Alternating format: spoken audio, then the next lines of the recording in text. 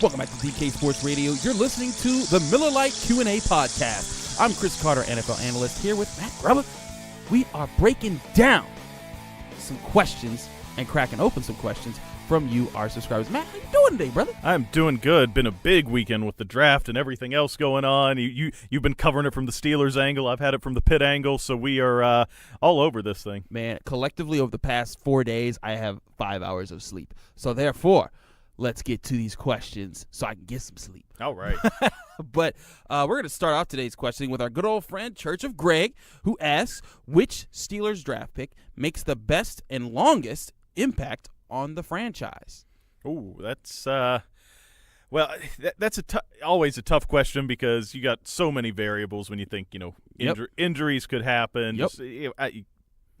I want to say, and this is almost a hopeful answer on my part. Sure. And I'm going to say it's going to be Mason Rudolph. You think he's the quarterback of the future? I think, well, when we say best and longest impact, I think it's going to be time, give Roethlisberger 2-3 more years. I mean, I think we're coming to the sunset of his career there. So I think Rudolph is going to get that opportunity to be the quarterback of the future. Whether he takes control and becomes the next, 10-year starter, a Bradshaw, a Roethlisberger type there, he's still going to have a long-lasting impact on the Steelers because I think they're going to put some trust in him, and they want to see, in 2-3 years' time, whenever Ben hangs it up, he's going to be, I think, the guy they want to give the first crack at it. And so that's going to affect some years to come. No, I think Mason Rudolph is the reasonable answer for Church of Greg's question. And thanks again for the question, Church of Greg.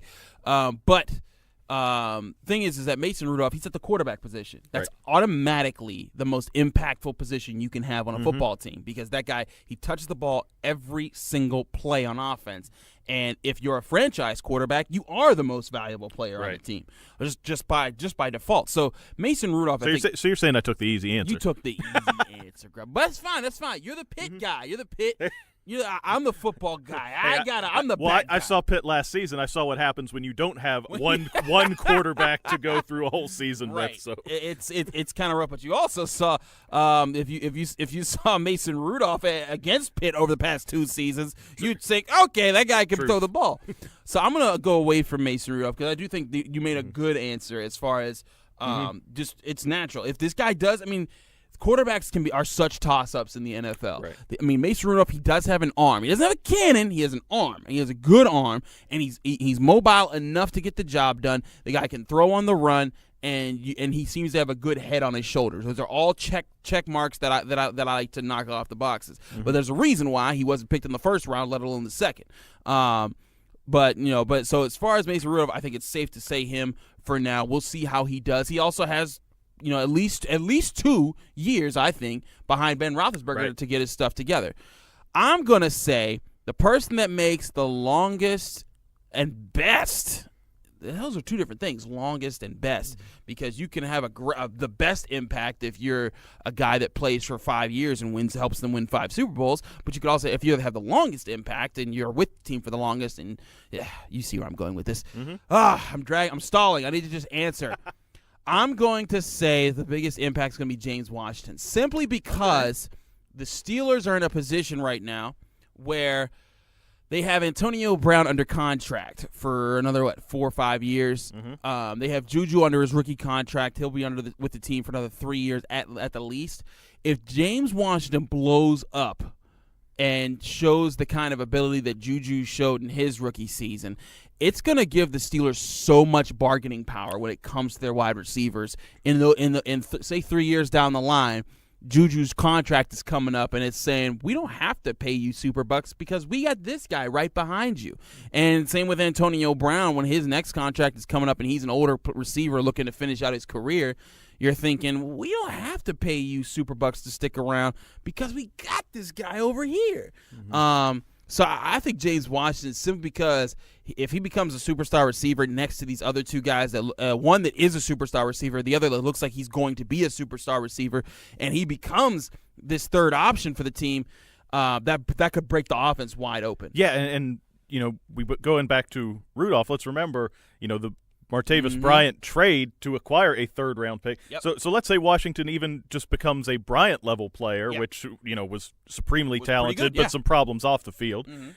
If if he ends up translating into draft picks down the road after some productive time with the Steelers, whether it's him or whether it allows them to free up money by maybe letting one of the other guys go if they're asking too much, that would give them a lot of flexibility and would probably help in ways that might not even be a wide receiver down the road, but it will just allow them to structure their roster the way they need to. Exactly. I think that's the thing, is just longevity. Longevity doesn't always mean necessarily playing for your team while. It just means it helps you down the road. And that's the thing. They flipped Martavis Bryant into a guy that helped them win some playoff games, made some big plays for them over the years. Yes, he was suspended for a whole season and was out for some big games, but for the most part, they got some really good usage out of him, and they flipped him into a third-round pick that they flipped into what could become a franchise quarterback. That's a value pick that they made 4 or 5 years ago. Exactly. So that's why I think I'm picking James Washington. I think he's going to be the guy, and the Steelers are going to be in a position in a few years where they can say, we're happy with whoever. And Mason Rudolph, if he's the quarterback at that time, can say, I'm comfortable with this guy, but I'm also comfortable with this guy. We can do whatever we want. But that's the question. Thanks for the question, Church of Greg. We'll be right back to answer another question here on the Miller Lite Q&A podcast.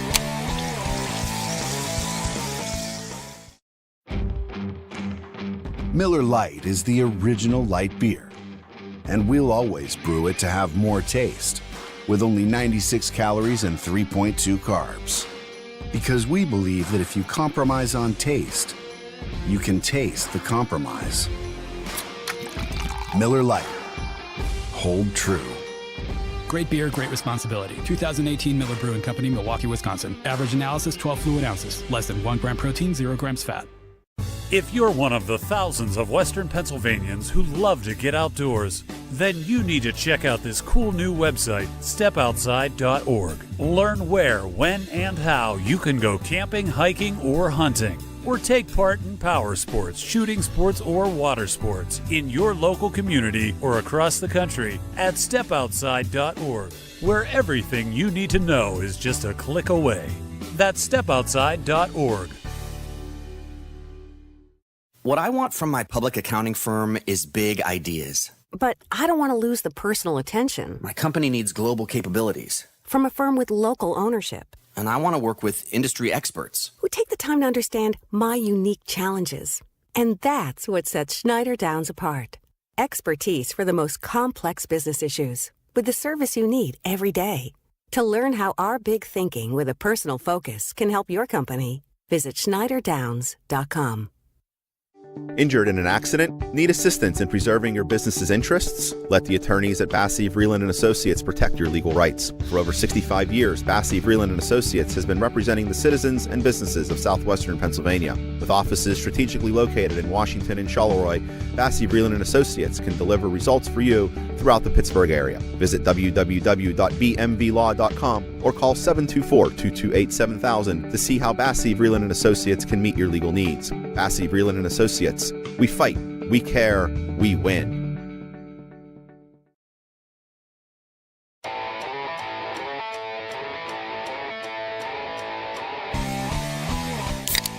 Welcome back to DK Sports Radio. You're listening to the Miller Lite Q&A podcast. Chris Carter here with Matt Grubba, and we are cracking open your questions here on the show. Matt, what's our next question?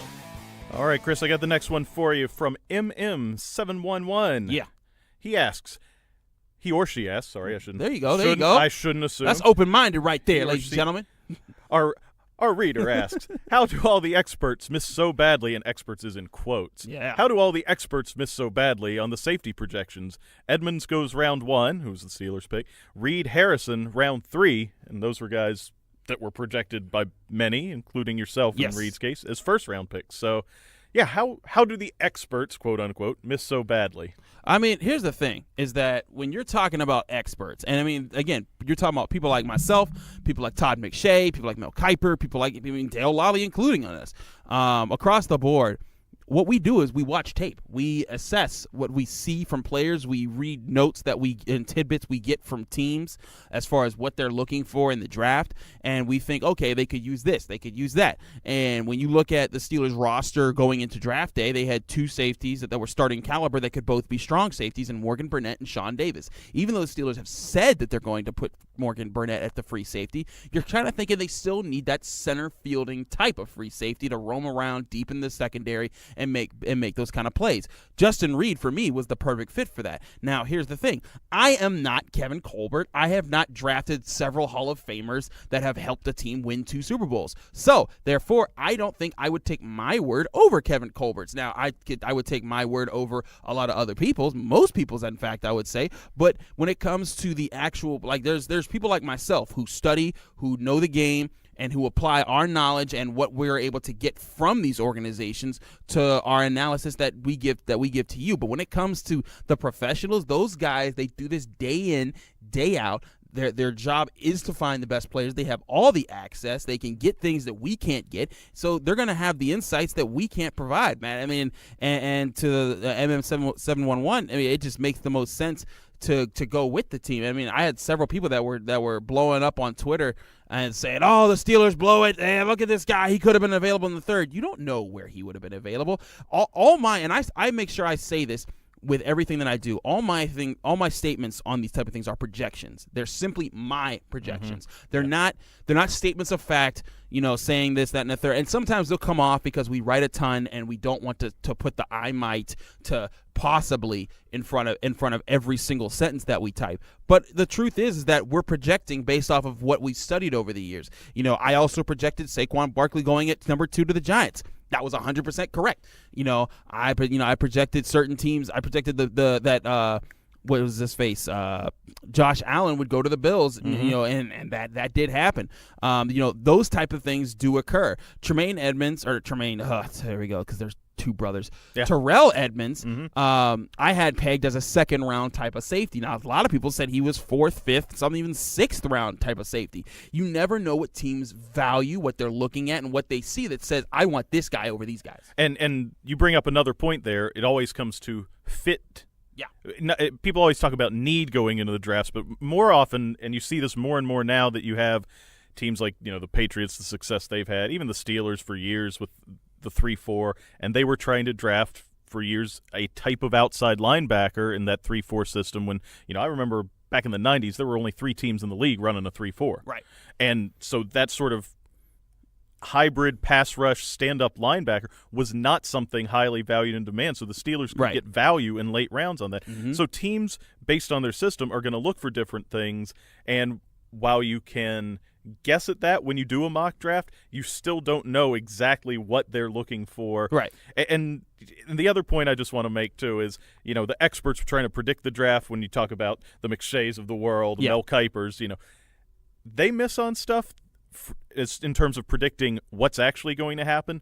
But let's also remember, these GMs, they tend to miss a lot of times, too. I mean, you can't predict the future. They might take a guy that, looks like first-round talent and completely flames out. At the same time, how many Hall of Famers can you name, just all-pro type players that were 6th, 7th round picks? I mean, through the years. I mean, Antonio Brown, Tom Brady, Terrell Davis, all through history. Bart Starr, arguably the first great quarterback of the modern era, was the 200th pick in the draft. I mean, you could even look at James Harrison was undrafted. Yes. Things like that. I mean, people miss. It just happens. It is why the draft is so popular. It is harder to predict than March Madness because you don't know what this player's how things translate. There is no formula to calculate it. If there was a formula, then every NFL team would use it and no one would ever have misses in the NFL draft. But because we don't, we have this. And here's the fight. I always wonder about this. If you're a GM, which one do you get more heat from picking a first-round bust than you do credit for getting a 7th-round potential Hall of Famer? See, these GMs are also sometimes picking a little on the safe side because their jobs are on the line if a guy first-round pick that they pump all this money to ends up becoming a bust. I don't think it even matters if you win. All it matters is if you like. But I mean, go back and look at Bill Belichick's drafts over the past like 10 years or so. They're not star-studded. They have good role players here and there, and some guys that occasionally like, okay, that's a good player right there. But across the board, and I've made this point with Chris Bradford on this exact show actually about when people talk about. It's better that a team made their marks in free agency than they did in the era before free agency. And my contention is if free agency didn't exist, the Patriots wouldn't be the Patriots, because if they stayed with the draft picks that they had to pick over the years and they didn't get Randy Moss, Wes Welker, Rodney Harrison, and all these players that were just infused into their system because of free agency, they wouldn't have never become the Patriots, and they wouldn't be the superstar franchise that they were. And I think the same thing goes with the Penguins and how that they've been able to maneuver people because of the free agency era and find people that teams are like, we can't keep this guy because we can't afford to keep them because we have caps and there is free agency and we got to let them test that. So I think when it comes to GM-ness, I'm making up words here. People won't care if you miss every first round pick that you ever select, but your team is destroying people because you pick good third, fourth, and fifth round picks. People won't. Which admittedly is hard to do. Which is very hard to do. But I get your point there. But I think that about wraps us up. Yes, here for it this does, one. Matt. So, thank you for the question, 711. We appreciate your questions. If you want your questions on Miller Lite Q&A, be sure to hit us up at the end of the week. Every week we have a show. We do it during the weekend. We publish it the following week, and we can give you all your shout-outs for your usernames. Matt, it was great being on the show with you today, man. Great doing the show. Yeah, keep those questions coming. We love to get today this was an NFL draft weekend, but we want to hear everything. Send us Penguins, Steelers, Pitt, Penn State, whatever you got on your mind. Yeah, you we can want those. Penn State but we want those questions. No, of course. And keep listening to DK Sports Radio. We got a lot of great stuff coming up. The Pens and the Caps are duking it out in the playoffs. Meanwhile, the Pirates got it going on. They got first place again in their division, and the Steelers, we're going to have lots of feedback about their draft. But stay tuned here at DK Sports Radio.